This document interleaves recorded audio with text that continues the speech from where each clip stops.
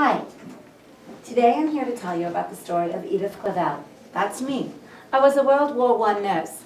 I was executed by the Germans on October 12, 1915. Oh, but that's the end of my story. Let me back up and explain a little bit about who I was and where I'm from. First of all, this was a real picture of me. I've changed a bit post-mortem, but this is what I looked like during the war. I grew up in England, but most of my story takes place at the hospital, and it was in Brussels, Belgium. Belgium's right here. Your teachers asked me to come and speak to you today because she told me you're studying World War I, or the Great War, as we called it back then. You know, we didn't know there'd be a sequel. Well, what side was Belgium on during this war? Use whatever tools you have at your disposal. Yes, young lad. Triple. Take a shot at it. Entente, very good. And we called that more commonly just the what? The Allies. Very good, lad, very good. So the Allies. So my story takes place during the war. I was born in Norfolk, England, when my pa was a vicar. Do you know what a vicar is? In America, I believe you call it a pastor or a minister. Some of you might liken it to a priest, except they can be married, obviously, since Ma and Pa had me. My mum stayed at home, and my life was pretty uneventful until I went away to college. Well, not college, but school, as they called it back then. You would call it small college. I became a governess. And do you know what that is? I bet you think it's like a nanny, like in Mary Poppins. But that's Disney-fied, and you know that's not historically accurate. A nanny takes care of the wee ones. A governess is more like a homeschooling person for the older children of the wealthy people. And I did that for a long time until my dad got sick. And when my pa got sick, I had to go and take care of him. And that's when I learned. I had quite a skill for taking care of the sick. And his doctor told me that I should consider going to nursing school, and so I did. Well, I studied and was recruited by a wonderful man named Dr. DePage. Dr. DePage said because I was educated and I knew how to speak French, that I should go and start a school for him in Brussels, Belgium. They speak a lot of French in Brussels. And I went to Brussels to start this school with him. He wanted it done like your Florence Nightingale from back here in the States. She was around the same time as your Clara Barton. Your 7th grade teacher, Mr. O'Donnell, told me he talked about Clara Barton last year. She founded this. Do you remember? Red Cross. The Red Cross, yes, lad. Well, Dr. DePage wanted me to teach the nurses. And when you're in Europe, it's very easy to go back over to England from Belgium. It's very close, much like your states are here in America. And I'd gone home to visit with my mum. She was quite lonely after Dad had passed. While I was at home, war broke out in Europe. My mum didn't want me to go back. I was all she had left in the world. But I couldn't leave my girls over there, my nursing students. They were there. They were in that war-torn region. I had to go back. So against my mum's advice, I went back to the frontiers, as we called it. You guys called it the fronts, I believe, in a war.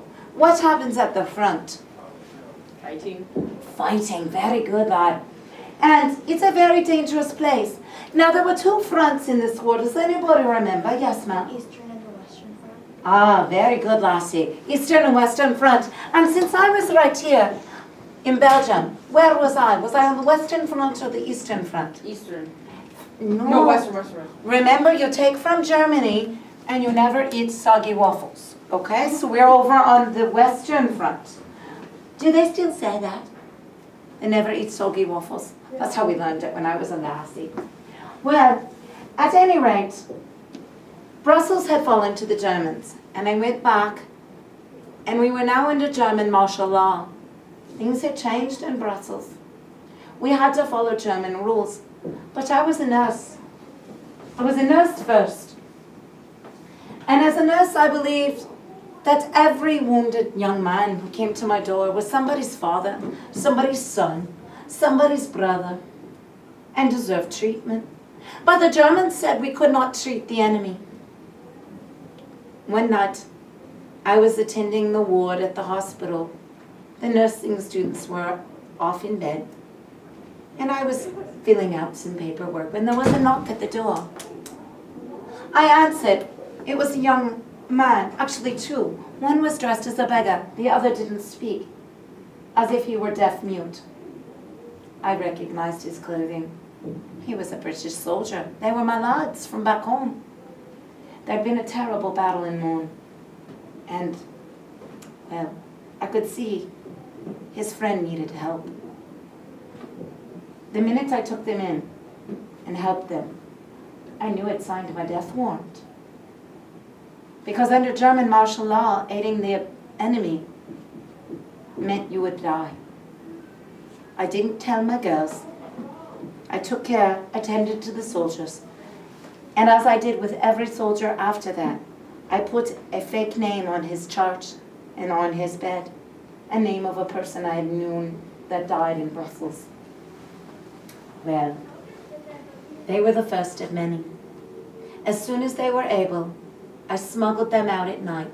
We had a thing much like you had during your pre-Civil War, where we would take people to safe stations to get them to the neutral lands in the Netherlands.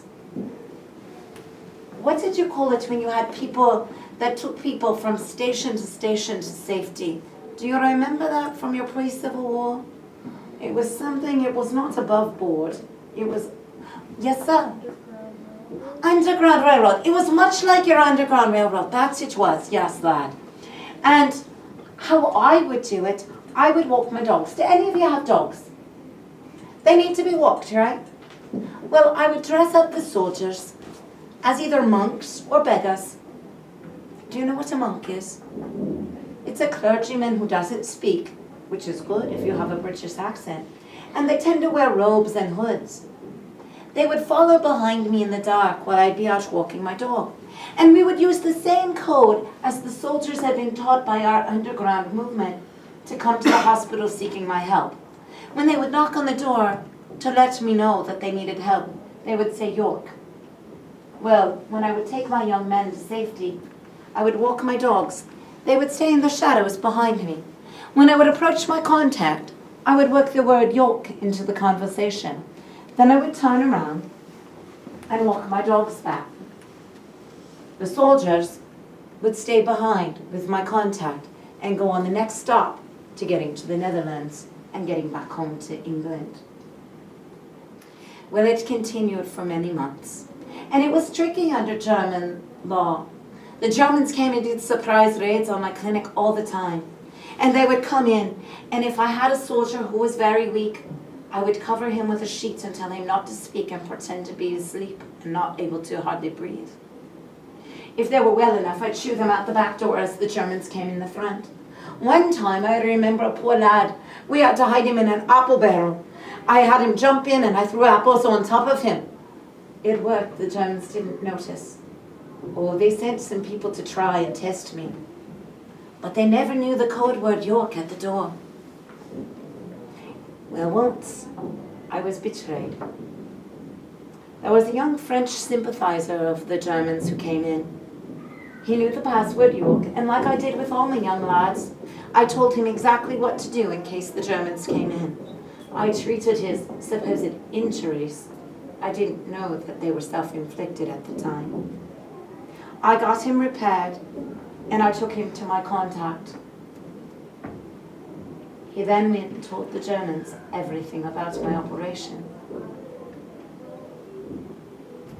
A few days later, on August 5th, the Germans came again to my school of nursing.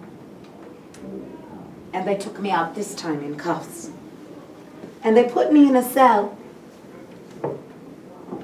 They charged me with aiding and abetting the enemy, punishable by the death penalty. Oh, you're Americans. They tried to help me out. They were neutral at the time. They weren't in the war yet.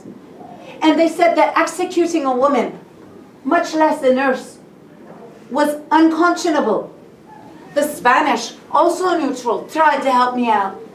And they said, you can't kill a woman, you cannot execute a woman. The night before I died, I wrote my goodbye letters. And a minister friend came to see me in the cell. He was surprised. He said I should be much more nervous than I was, but I wasn't.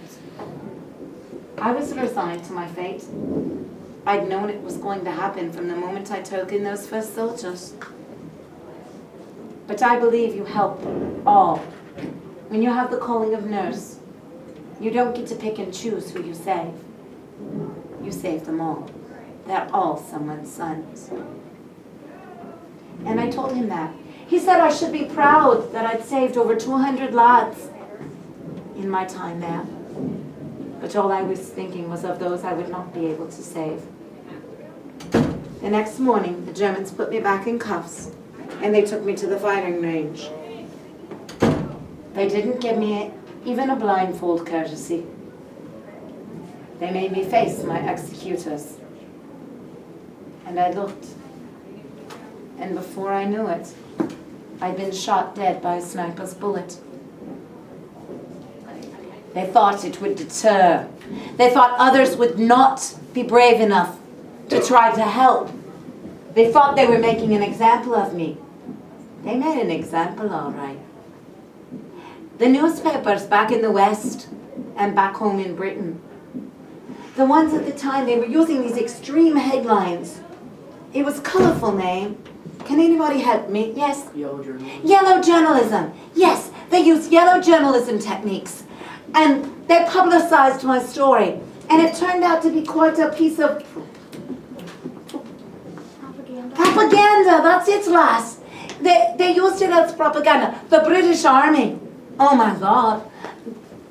Young lads were enlisting in my name all over England. And back in your United States, headlines were screaming how the filthy German pigs had killed a female nurse who was merely tending to the wounded. It became quite a legend. I chose life when I had a choice. I chose life over anything else, the lives of these young lads.